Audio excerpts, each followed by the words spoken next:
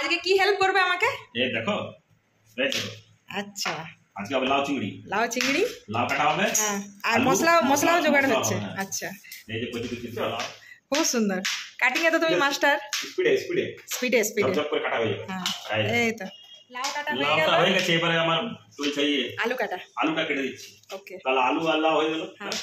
এই যে এখানে আলু, তাহলে এখানে মশলাও রেডি হয়ে গেছে, পেঁয়াজ, আদা, রসুন, টমেটো একসাথে। বাহ, এইটা কিন্তু আমি তাড়াতাড়ি। লাউ চিংড়ি আর কড়াই গরম হয়ে গেছে, এর মধ্যে দিয়ে দেবো সরষের তেল।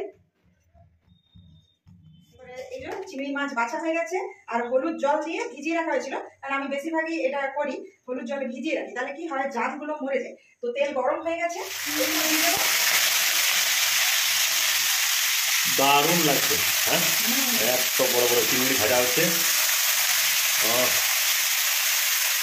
এবার চিংড়িগুলো ভালো করে নাড়াচাড়া করে দেবো, দিয়ে দেবো সামান্য পরিমাণে হলুদ দিয়ে ভেজে এটাকে ভালো করে তুলে নেবো। এই জলটা আছে না, জলটা পুরোটাই মরে যাবে, আর ভালো করে শুকনো করে লাল লাল করে একদম শুকনো করে ভেজে নিয়ে আর কড়াই থেকে তুলে নেবো। সুন্দর, একদম দারুণ লাল চিংড়ি ভাজা হয়ে গেছে নুন হলুদ দিয়ে, আর কিচ্ছু দিন, শুধু নুন হলুদ দিয়ে ভেজে নিচ্ছি, আর বেশ শুকনো করে সুন্দর লাল লাল করে ভাজা হয়েছে। সমস্ত চিংড়ি মাছটাকে আমি তুলে নিলাম। আমাকে আগে দিচ্ছি, দাঁড়াও, গরম আছে। আচ্ছা আচ্ছা, ঠিক আছে। চিংড়ি মাছটা ভাজা হয়ে গেছে, এরপরে এর মধ্যে আবার দিয়ে দেবো সামান্য পরিমাণে সরষের তেল। তেল গরম হয়ে গেছে, এরপরে এর মধ্যে দিয়ে দেবো সামান্য পরিমাণে পাঁচফোড়ন। ফোড়নটা খুব সুন্দর গন্ধ বেরিয়েছে, এরপরে এর মধ্যে দিয়ে দেবো আলু কেটে রাখা হয়েছিল।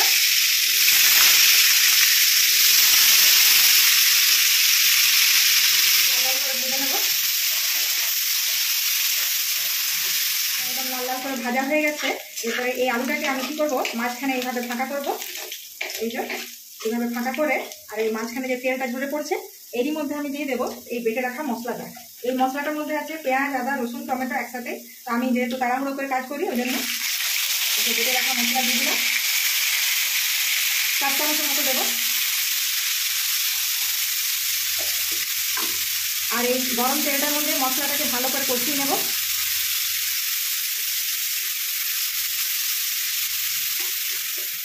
গুঁড়ো মশলা, এই গুঁড়ো মশলার মধ্যে জিরে, ধনে আর গরম মশলা সমস্তটা দেওয়া আছে, একসাথে আমি গুঁড়িয়ে নিই, তাহলে সময়টাও বাঁচে। তো যারা ওয়ার্কিং রেডি আছে তারা অবশ্যই এই টিপটা ফলো করবে, কারণ খুব সুবিধা হয়। আমি বাড়িতেই মশলাটা বানাই, কারণ বাড়িতে একদম সেই মশলাটা গন্ধটা একদম আলাদা, আর খুব প্রত্যেকটা রান্নার টেস্ট কিন্তু খুব সুন্দর হবে। এতটুকু মশলা লাগে, খুব সুন্দর হয়। আর এই যে সমস্ত বাটা মশলা, গুঁড়ো মশলা সব একসাথে মিশে খুব সুন্দর এইভাবে কষিয়ে নিচ্ছি। এই দেখুন, আর তেলটা ছেড়ে বেরোচ্ছে। এবারে এই অবস্থাতে আমি সামান্য পরিমাণে আর একটু হলুদ গুঁড়ো দেবো, কারণ তরকারিটাতে একটু হলুদ গুঁড়ো লাগবে। হ্যাঁ, স্বাদ মতো নুন দিয়ে দেবো, কারণ চিংড়ি মাছে একটু নুন দেওয়া আছে, ওই জন্য এখানে আমি একটু। হ্যাঁ, আর খুব সুন্দর গন্ধ বেরিয়ে এসছে।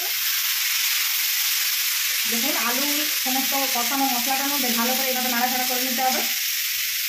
আর লাউটা বেশ ফ্রেশ আছে, এই কচি লাউ দিয়ে চিংড়ি মাছগুলো করে নিলাম, সমস্ত মশলাটা উপর নিচ করে নিয়ে এরপর আমি এটাকে প্রায় 5 থেকে 7 মিনিট ঢাকা দিয়ে রান্না করব।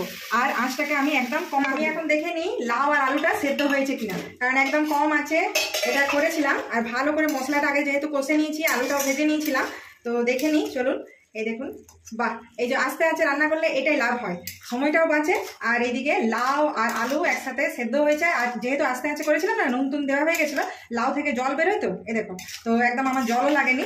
তো বেশ, এরপরে আমি আঁচটা একটু জোরে করে দিই, ভালো করে নাড়াচাড়া করে দিই, আর খুব সুন্দর মশলা যে কষানোটা হয়েছিল, খুব সুন্দর একটা গন্ধও বেরিয়ে এসেছে। এ দেখুন, এরপরে একটু আমি এই খুন্তির সাহায্যে এরকম ইয়ে করে দেবো, তাহলে কি হচ্ছে তরকারিটা একটু মাখা মাখা ব্যাপারটাও হবে।